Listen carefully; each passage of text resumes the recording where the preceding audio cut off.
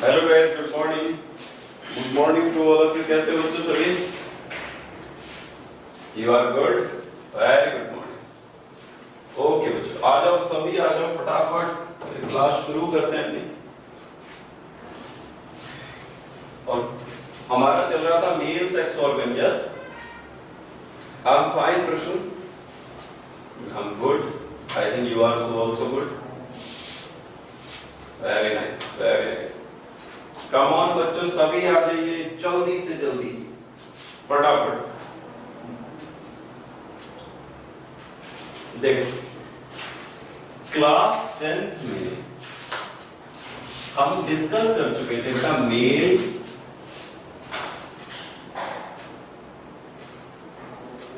Reproductive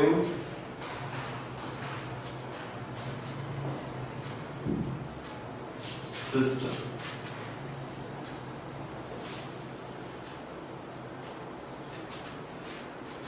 हमने बात की थी बच्चों मेल रिप्रोडक्टिव सिस्टम की, ठीक है।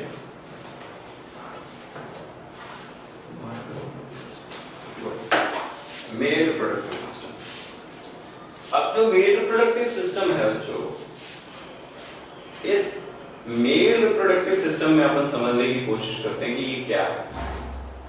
तो देखो, मेल रिप्रोडक्टिव सिस्टम में आज हम डिस्कस करने वाले बेटा प्राइमरी गॉनेड के बारे में। Primary gonad, primary gonad. अब प्राइमरी गॉनेड्स क्या है बच्चों? टेस्टिस।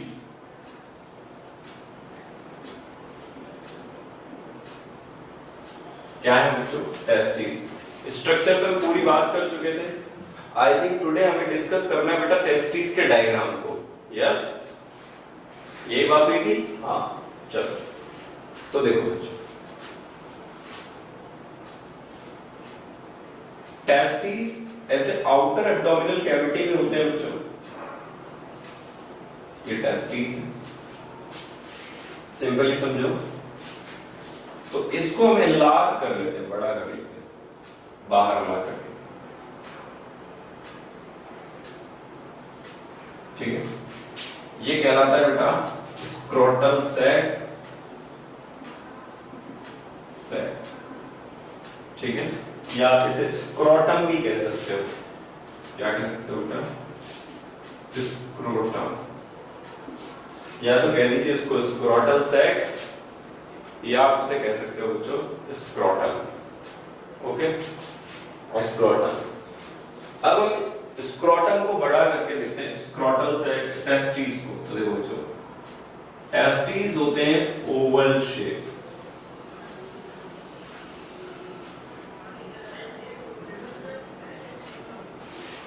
टेस्टिस कैसे होते हैं? ओवल शेप होते हैं, और उनके ऊपर एक ऐसे कैप लाइक स्ट्रक्चर होती है।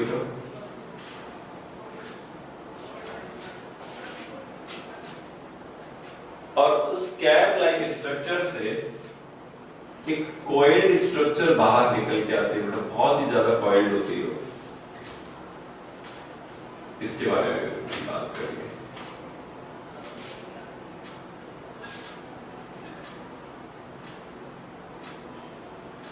कॉइल्ड स्ट्रक्चर बाहर निकल के आ रही है टेस्टिस से, ठीक है। तो आप समझो आगे बेटा, टेस्टिस के अंदर कुछ चेंबर्स होते हैं बच्चों, चेंबर्स होते हैं।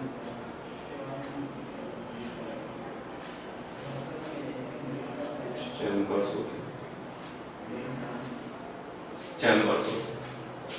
और इन चैम्बर्स को हम कहते हैं टेस्टिकुलर लोब्स। क्या कहा जाता है बेटा इनको? Testicular lobes. इसे हटा देते हैं यहां से। अब हम इसका डिस्कस करें। इन्हें क्या कहा जाता है बेटा? इन्हें कहते हैं टेस्टिकुलर लोब्स। क्लियर है? These are testicular lobes. तो यहां लिख देते हैं टेस्टिकुलर लोब्स। लो बच्चों, इनको हमने कहा टेस्टिकुलर लोब्स। अगली बात,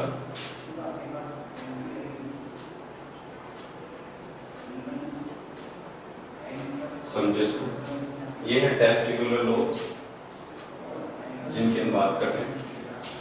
इसके बाद दूसरी चीज क्या समझनी है बच्चों आप लोगों को, इन टेस्टिकुलर लोब्स में, ठीक है,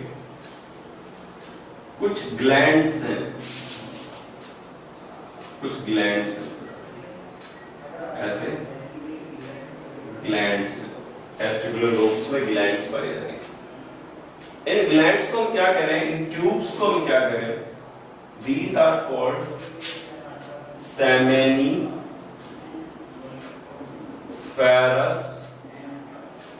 tubules। लिखो सभी बच्चे बेटा, these are seminiferous tubules। कितने हैं बच्चों, seminiferous tubules। टेस्टिकुलर लोब्स का नंबर भी होता है बेटा फिक्स, लगभग 250 ईच टेस्टिस। कितने टेस्टिकुलर लोब्स हैं बच्चों, 250। क्लियर है ना, कितना है, 250 है बच्चों। ओके, इसके बाद जो सेमिनिफेरस ट्यूब्यूल्स है वो 3 इन नंबर। कितने नंबर के हैं बच्चों, 3। सेमिनिफेरस ट्यूब्यूल्स एक लोब के अंदर 3 होते हैं। कितने होते हैं बता, मैं लिख देता हूं यहां, each lobe have 3 number seminiferous tubules। Each lobe have 3 number seminiferous tubules। इतना क्लियर है ना। तो देखो बच्चों, इनका नंबर कितना है, 250। तो 250 लोब्स में अगर एक लोब में 3 है तो 250 में कितने हो गए बेटा, 750 seminiferous tubules। 750 seminiferous tubules have each testis। seminiferous tubules have each testis। इतना क्लियर है क्या बच्चों, ओके। तो 750 seminiferous tubules have each testis। अब आगे समझते हैं इसको, आगे समझो। इस स्ट्रक्चर में हम आगे बात करें तो यहां पर मैं इसे एक बार रिकंस्ट्रक्टेड करना चाह रहा हूं, थोड़ा सा रिकंस्ट्रक्ट कर रहे हैं बच्चों। देखो इसको, साक्षी सिंह, यहां हमने जो लिखा है वो लिखा है बेटा seminiferous tubules have each testis 250 into 3 750 हो गया ना बच्चा। देखो वापस से समझो, टेस्टिकुलर लोब्स कितने हैं, 250। कितने हैं बच्चों, 250। एक लोब के अंदर कितने सेमिनिफेरस ट्यूब्यूल्स हैं, 3। तो 250 को 3 से गुणा करेंगे तो कितना आएगा, 750। यस, तो 750 है ईच टेस्टिस। अब इतना समझो, अब बता रहा हूं, दोबारा बता दे रहा हूं साक्षी, दोबारा बता दो आराम से। अब समझो, इसके साथ समझो बेटा वापस। यहां पर आप लोग देखते हो कि ये चैम्बर्स हैं, ये ऐसे बना लेते हैं तो मैं अच्छे से और समझा पाऊंगा आप लोगों को। ये चैम्बर्स हैं, these are chambers।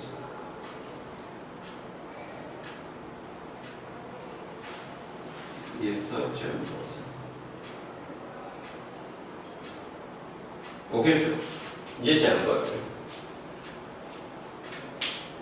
Don't worry बेटा, मैं रिपीट कर दूंगा, सबको वापस से समझ में आ जाएगा।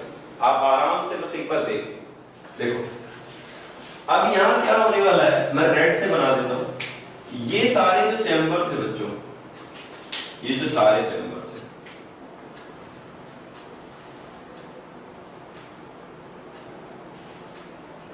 इन सारे चैम्बर्स के अंदर आप देखोगे बच्चों यहाँ पे कि ये सब के पास ऐसे कुछ ट्यूब्यूल्स लाइक स्ट्रक्चर्स हैं।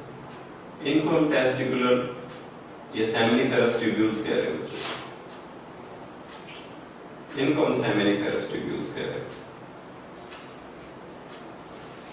दिया सेमिनिफेरस ट्यूब्यूल्स, ये सेमिनिफेरस ट्यूब्यूल्स है बच्चों, जो एक्चुअली स्पर्म बनाएंगी।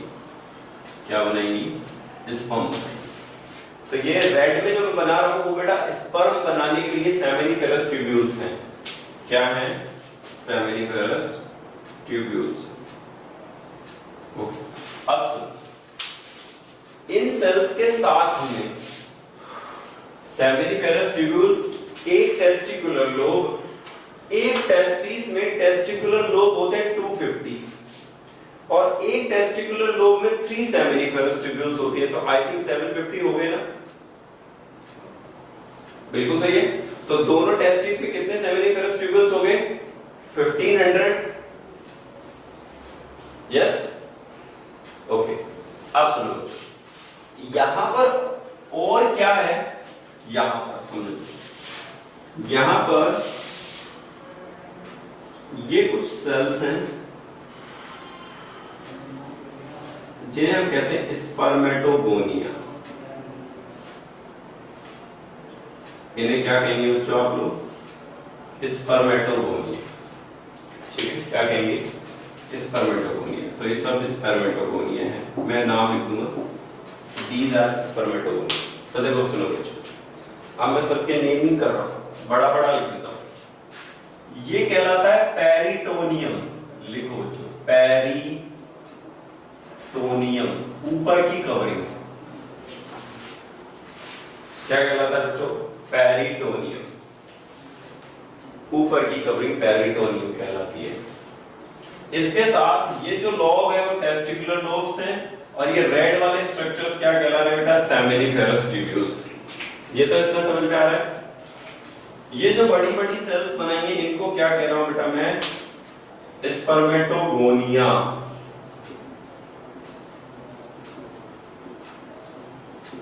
लिखो स्पर्मेटोगोनिया।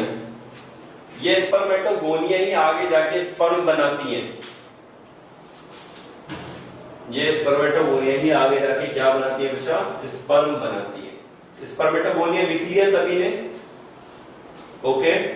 अब सुनो, इनके साथ में कुछ स्पेशल सेल्स भी हैं।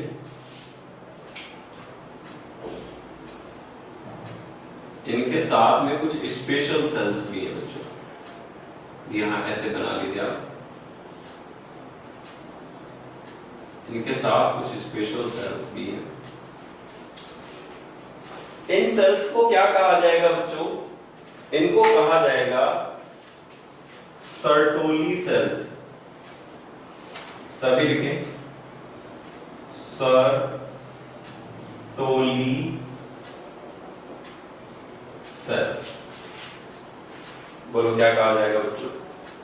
We can say this is Sertoli cells. इन्हें क्या कहेंगे भैया? Sertoli cells. इतना लिख लीजिए, सर्टोली सेल्स। इसके साथ आप लोग देखें ऊपर, तो इसमें और बहुत सारी सेल्स होंगी बच्चों। ये स्पर्मेटोगोनिया आगे भी डिवाइड होते रहते हैं।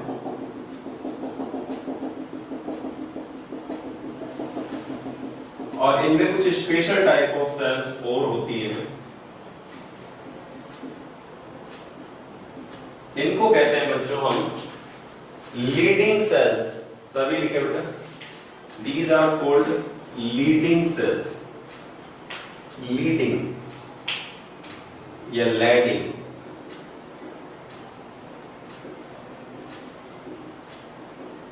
लैडिंग सेल्स, इनको क्या कहेंगे भैया? Leydig cells. और यहां बच्चों आपके ऊपर जो दिखाई देंगे वो क्या दिखाई देंगे? स्पर्म। ये स्पर्म है बेटा। स्पर्म तो बनते ना, यहाँ पे क्या बनते हैं? स्पर्म बनते हैं। ठीक है। और ये कैप लाइक स्ट्रक्चर क्या कहलाता है? It is called epididymis. लिखो एपिडायमिसिस, इसको क्या कहेंगे बेटा? एपिडायमिसिस। और यहाँ बहुत छोटी छोटी ट्यूब्स होती है, बहुत छोटी छोटी ट्यूब्स होती हैं। अगर आपको यहाँ दिख रहा हो तो बेटा बहुत छोटी छोटी ट्यूब्स होती हैं। इन ट्यूब्स को हमको कहा जाता है वासा एफ्रेंशिया। बोलो क्या कहेंगे इनको अपन? Vasa efferentia.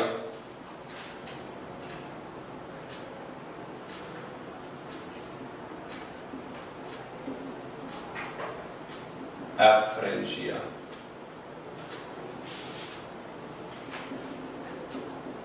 वासा एफ्रेंशिया लिखिए।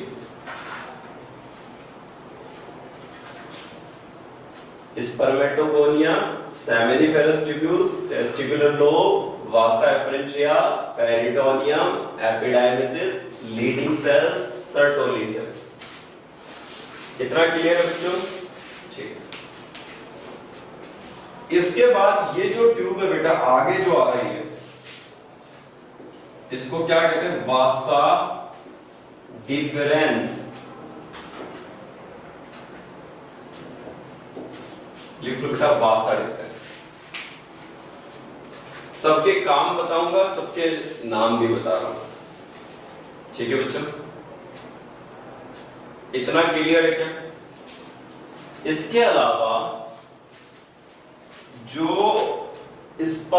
टेस्टिस है वो एब्डोमिनल कैविटी के अंदर, देखो सुनो, ये एब्डोमिनल कैविटी है, ये टेस्टिस लटका हुआ है, तो ये यहां से जुड़ा हुआ होगा ना, ये यहां से जुड़ा हुआ होगा कि नहीं होगा? नीचे से। तो इसको कहते हैं बेटा इंगुअल कैनाल, ये हम पहले भी पढ़ चुके। तो यहां क्या होता है बेटा? एक inguinal canal, INGUAL CANAL, this is called ingual canal. Downside किधर साक्षी? This is spermatogonia, okay? और इसके नीचे मैंने लिखा है बेटा inguinal canal, INGUAL CANAL, inguinal canal लिख लिया बेटा। इसके अलावा यहां पर कुछ मसल्स भी होती हैं, यहां पर कुछ मसल्स भी होती हैं। ये स्पेशल मसल्स हैं, इनको कहते हैं बेटा डार्टस मसल्स। डार्टस मसल्स।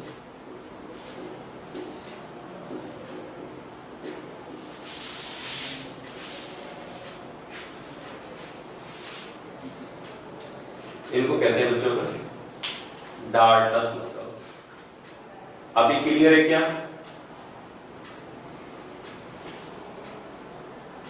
यस बिल्कुल, यू कैन टेक स्क्रीनशॉट, आप स्क्रीनशॉट ले सकते हैं बेटा।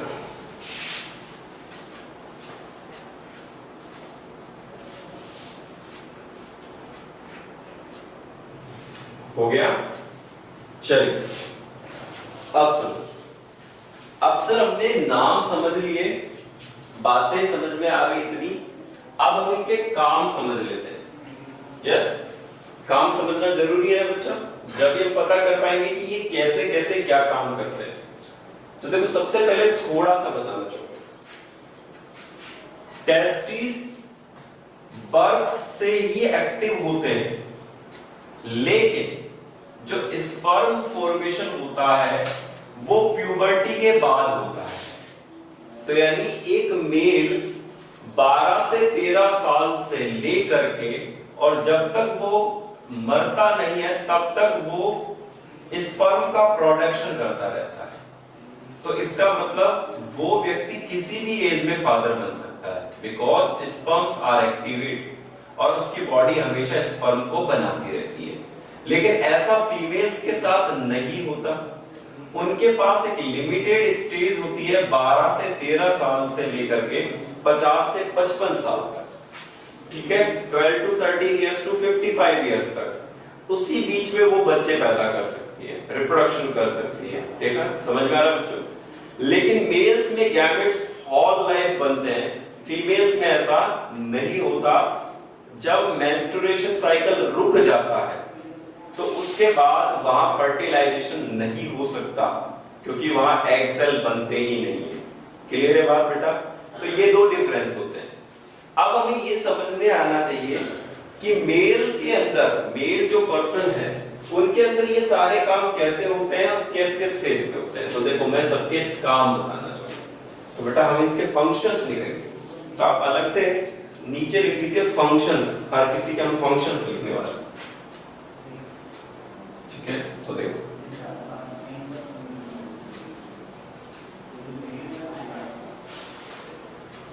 शॉर्ट में बिल्कुल हम फंक्शंस लिखेंगे। देखो, सबसे पहला फंक्शन हम लिखेंगे पेरिटोनियम क्या है। पेरिटोनियम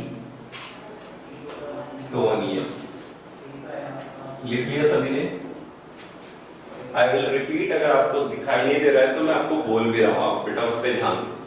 सबसे पहले हमने लिखा है पेरिटोनियम।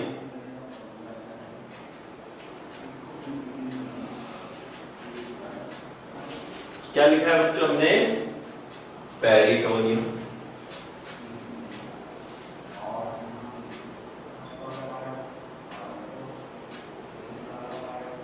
तो ये जो पेरिटोनियम है, सुनिए बच्चों, तो ये जो पेरिटोनियम है ये आउटर कवरिंग है किसकी? टेस्टिस की। तो लिख लीजिए, ये आउटर कवरिंग,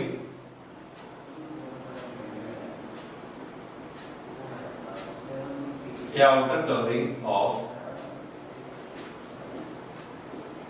टेस्टिस। लिख लीजिए बच्चों, ये outer covering of testis. Peritoneum किसकी आउटर कवरिंग है बच्चों? टेस्टिस की। ओके, इसके बाद हमने लिखा टेस्टिकुलर लोब्स। लिखो बच्चों,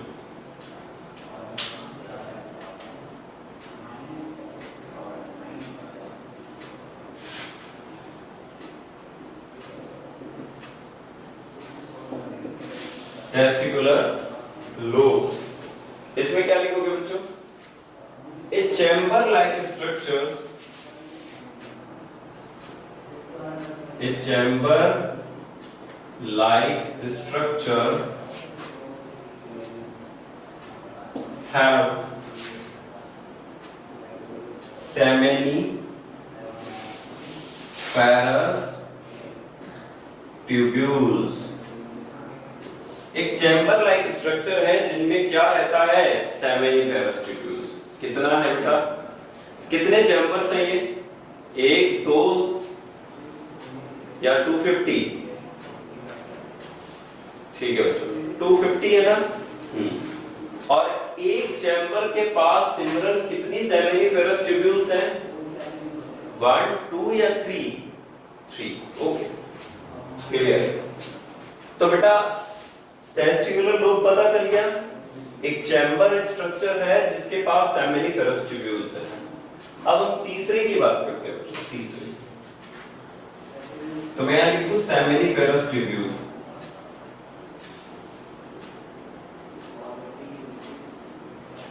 फेरस ट्यूब्यूल्स लिखो बच्चों।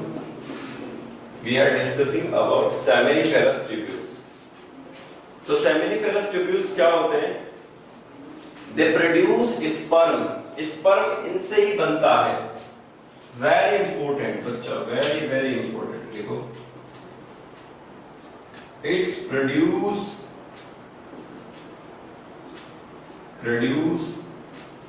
स्पर्म।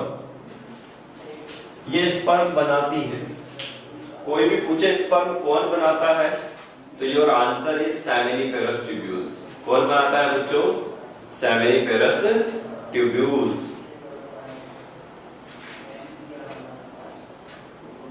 इतना समझ में आ गया कि सर सेमिनिफेरस ट्यूब्यूल्स स्पर्म बनाती हैं।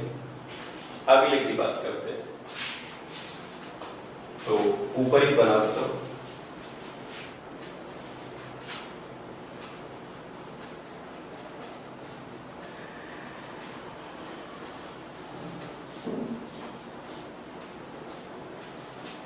देखो यहां लिखा है हमने बेटा Sertoli cells,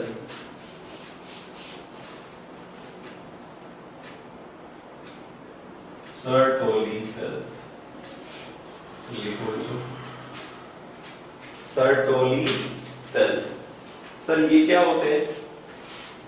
special type of cell होते हैं ये जो नरिशमेंट प्रोवाइड करते हैं स्पर्म को। Specialized special type of cell provide nourishment to sperm, very important। Sir sperm को नरिशमेंट कौन देता है? तो स्पर्म्स को जो नरिशमेंट देता है वो कौन देता है बेटा? सर्टोली सेल्स देती है। कौन देती है? सर्टोली सेल्स देती है। इतना क्लियर है क्या बच्चों? यस, ओके, आ गया। सर्टोली सेल से आगे चलते हैं leading sales.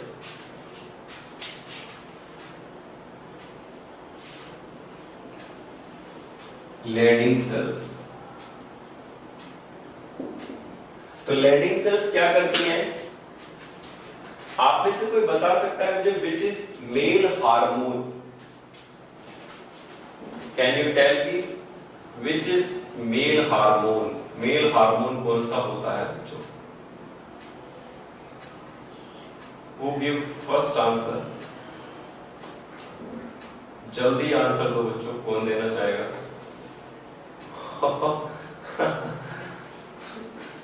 Komal, where is Komal? Damoten is right। कोमल बेटा सही करो इसे, ये क्या बता दिया तुमने? चलो इधर आओ बच्चों। तो मेल हार्मोन होता है बेटा टेस्टोस्टेरोन। टेस्टोस्टेरोन, तो लिख लो Leydig cells secrete male hormone. Leydig cells secrete male hormone और उसका नाम है बच्चों टेस्टोस्टेरोन। क्या कहते हैं बच्चों को? टेस्टोस्टेरोन।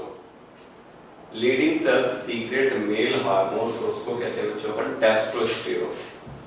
ओके, इसे एंड्रोजन भी कहा जाता है, लिख लो एंड्रोजन भी कहते हैं इसको।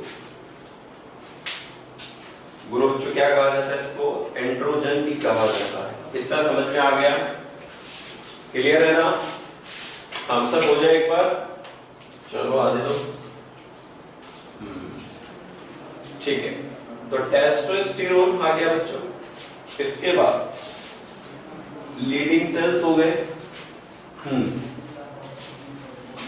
अब बात करेंगे बेटा यहां से स्पर्मेटोगोनिया। तो लिखो स्पर्मेटोगोनिया क्या है?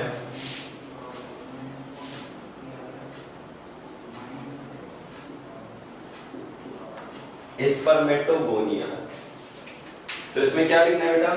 Primitive stage of sperm. Primitive stage of sperm.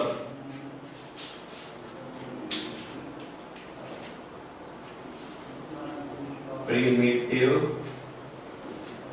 Stage of sperm. Sperm की प्रिमिटिव स्टेज होती है बच्चों, जिसे हम स्पर्मेटोगोनिया कहते हैं। क्या कहते हैं बच्चों? स्पर्मेटोगोनिया। क्लियर है ना?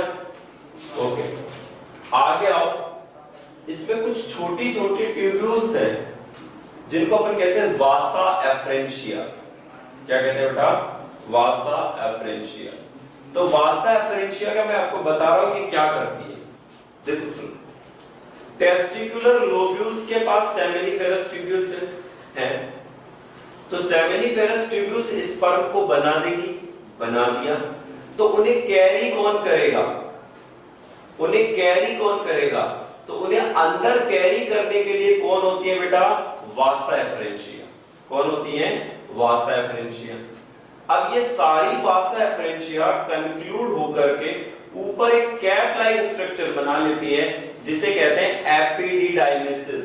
लिखा है हमने बेटा ऊपर एपिडिडाइमेसिस या एपिडाइमेसिस भी कह सकते हो आप उसको।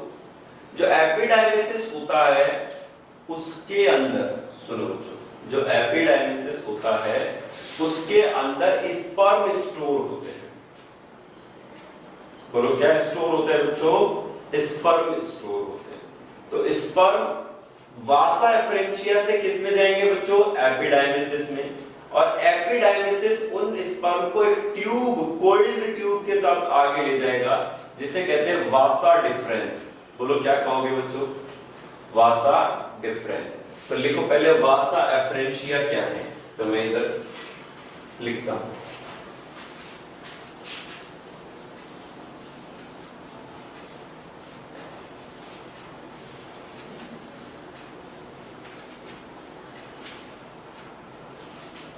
वासा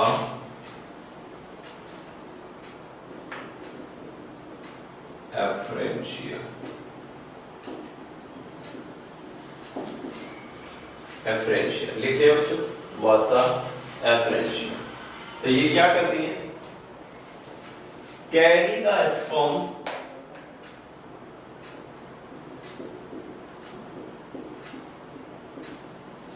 इनसाइड द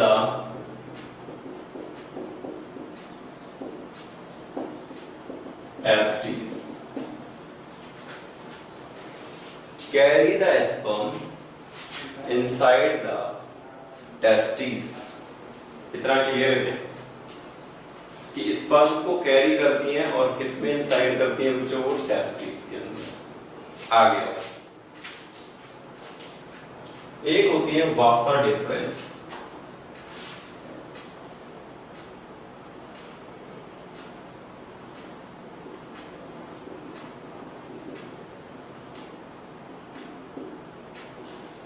तो ये वासा डिफरेंस कहां से आया है? ये बेटा एपिडाइमेसिस की डक्ट है। तो मैं लिख सकता हूं डक्ट ऑफ एपिडाइमेसिस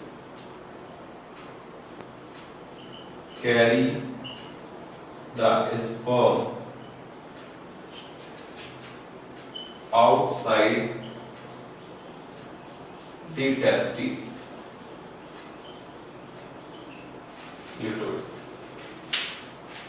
वासा डिफरेंस के लिए क्या लिखा है? Duct of epididymis carry the sperm outside the testis.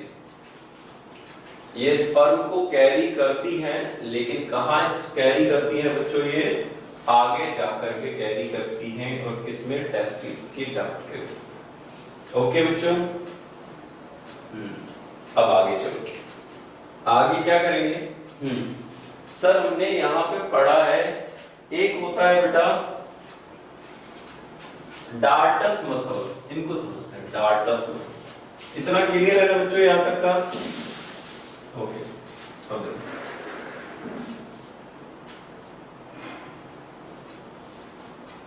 डार्टस muscles ये क्या होता है, इसको समझते।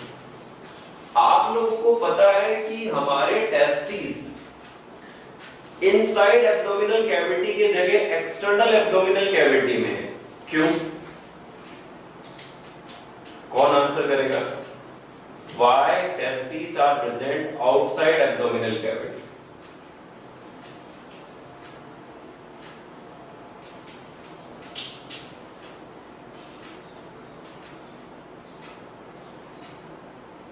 नहीं पता? Because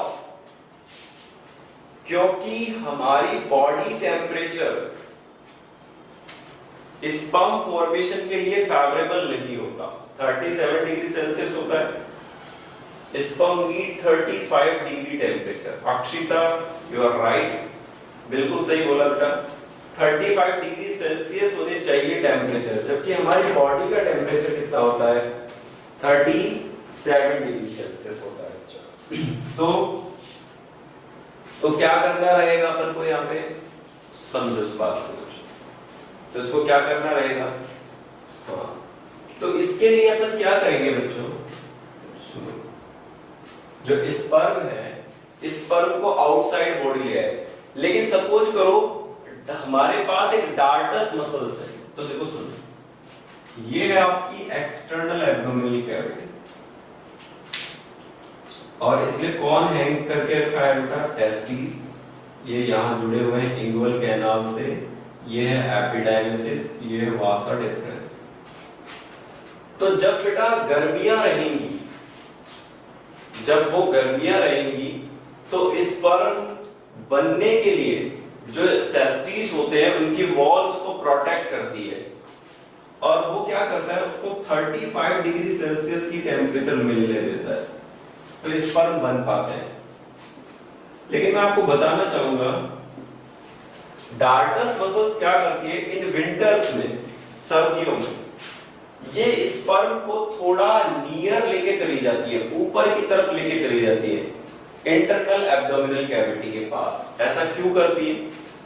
क्योंकि बॉडी हीट की वजह से उन्हें टेम्परेचर थोड़ा ज्यादा मिल पाए, क्योंकि बाहर एनवायरनमेंट का टेम्परेचर तो बहुत कम है, तो बॉडी टेम्परेचर की वजह से थोड़ा हीट मिल पाए, उसको अपन डार्टस मसल्स क्या करती हैं? मूवमेंट शो करती है टेस्टिस के अंदर, अप एंड डाउन, यानी थोड़ा स्लाइटली ऊपर चले जाएंगे विंटर्स में, और फिर वो नीचे आ जाएंगे समर्स में। बात क्लियर है कि नहीं है? समझ में आ रही बेटा? तो डार्टस मसल्स इसलिए फंक्शन करते हैं, तो लिखो डार्टस muscles.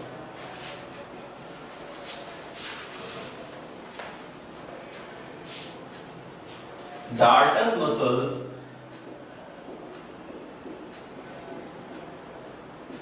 are attached with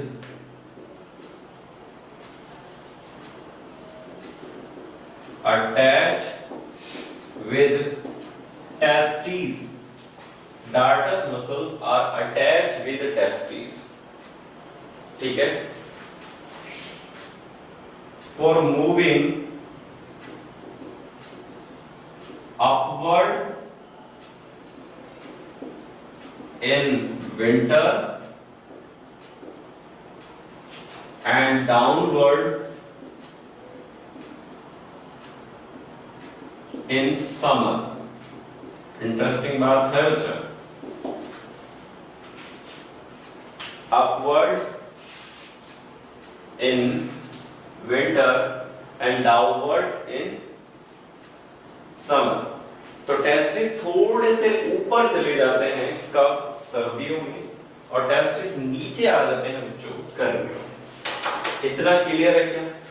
I hope you understand about the बेटा टेस्टिस के पूरे पार्ट्स के बारे में भी पता चला, और टेस्टिस के आपको ये बताना है ऐसा कोई ऑर्गेनिज्म जिसके टेस्टिस इनसाइड एब्डोमिनल कैविटी में रहते हैं हमेशा, पूरी जिंदगी। कौन है वो? ऐसा एक एनिमल जिसके टेस्टिस हमेशा कहां रहते हैं बच्चों? एब्डोमिनल कैविटी में ही रहते हैं। उसका क्या नाम है? कितने लोगों को ध्यान है बच्चों? बताओ। लास्ट क्लास में शायद हम डिस्कस कर चुके हैं उसका नाम।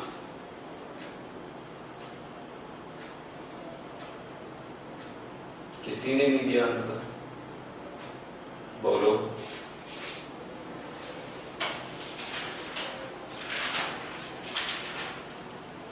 मैं ही बता देता हूं। उसका नाम है रैबिट। क्या नाम है बच्चों उसका? रैबिट। लिख लीजिए कि सर रैबिट में हमेशा टेस्टिस इनसाइड बॉडी होते हैं, जबकि वो एक मैमल है।